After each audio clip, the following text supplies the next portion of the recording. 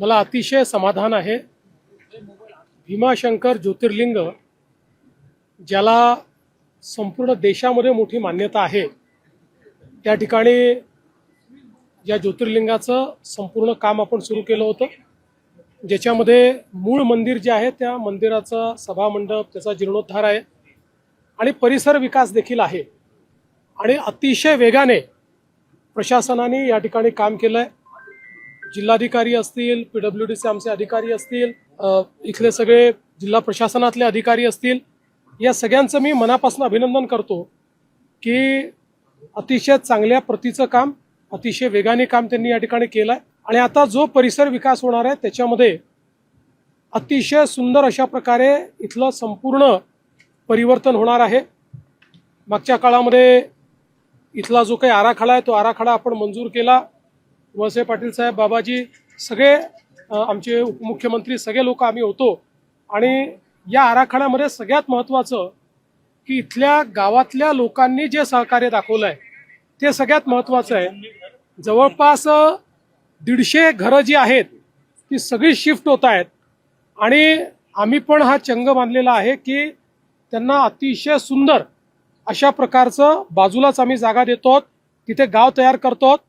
लोक जसं भीमाशंकरचं दर्शन करण्याकरता येतील तसंच त्या गावामध्ये देखील दर्शन करायला जातील अशा प्रकारची गावामध्ये व्यवस्था आपण करतो। त्या गावाची अर्थव्यवस्था पूर्ण बदलतो। त्या ठिकाणी सुंदर अशा प्रकारची ही व्यवस्था झाल्यामुळे एकूणच जागा देखील जास्त मिळणार आहे आणि इतरही ज्या गोष्टी या ठिकाणी होत आहेत त्या सगळ्या गोष्टींमुळे मला असं वाटतं की पुढच्या काळामध्ये इथे येणाऱ्या भाविकांची संख्या 5 ते 10 पटीने वाढेल, कारण लोकांना येणं सुगम होणार आहे। 2 रस्ते आपण तयार करतोय, जाण्याचा वेगळा, येण्याचा वेगळा, त्यामुळे या ठिकाणी कुठलाही ट्रॅफिक जाम होणार नाही। काही आपण इलेक्ट्रिक वाहनं देखील या ठिकाणी ठेवतो की जे सिनियर सिटीजन्स आहेत त्यांना चालावं लागू नये। दुकानं नीट व्यवस्थित मांडतो आहोत की कोणालाही अडचण येऊ नये आणि दुकानदारांनी अडचण येऊ नये।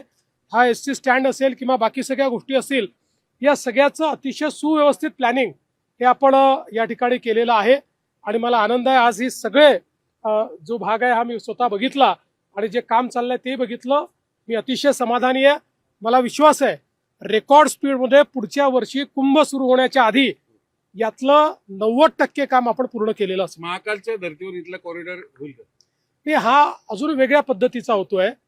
महाकाल हे एक आपल्याला माहिती आहे की उज्जैन गाव आहे, एक मोठं शहर आहे।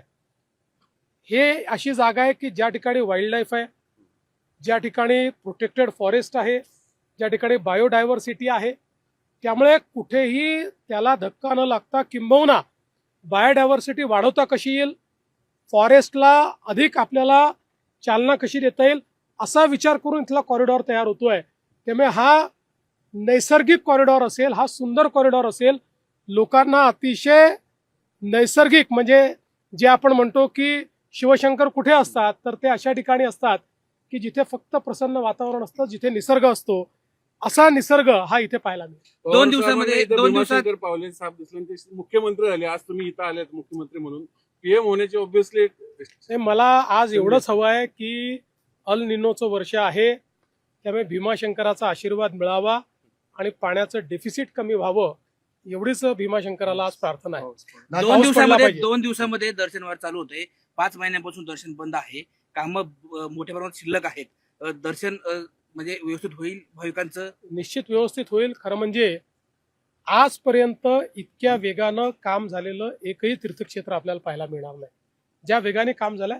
अर्थात पॅरलली आता मिनिमम कामं करून दर्शन सुरू करू, पण दर्शन फार काळ बंद ठेवता येत नाही आणि सोबत म्हणजे जी कामं दर्शन बंद ठेवूनच करायची होती ती कामं केली आहेत। आता बाकीची कामं दर्शन सुरू असताना होऊ शकतात, जी नंतरची कामं आहेत ती कामं होत राहतात। खरं तर दादरमध्ये एक पांढऱ्या पट्टीवर वाद निर्माण झाला आहे, कारण जैन मुलीला जाण्यासाठी त्या ठिकाणी पांढरी पट्टी मारली होती, म्युन्सिपालिटीने पांढरी पट्टी काढून टाकली। मला काही कल्पना नाही तुम्ही जे सांगताय। मी आता भीमाशंकरला आलोय, इथल्या संदर्भात काही प्रश्न असतील तर मी निश्चित त्याची उत्तर देईल। आता माझं काय गेले 4-5 तास मी TV बघितलेला नाही, मला कोणी ब्रीफही केले नाही, त्यामुळे मला काही कल्पना नाही। काही राऊतांनी नेहमीप्रमाणे बघा, आपण पुण्य ठिकाणी बसलेलो आहोत, इतकी ही अशी चांगली जागा आहे, त्यामुळे या ठिकाणी कुठलेही प्रदूषणकारी शब्द हे आपण वापरू नयेत।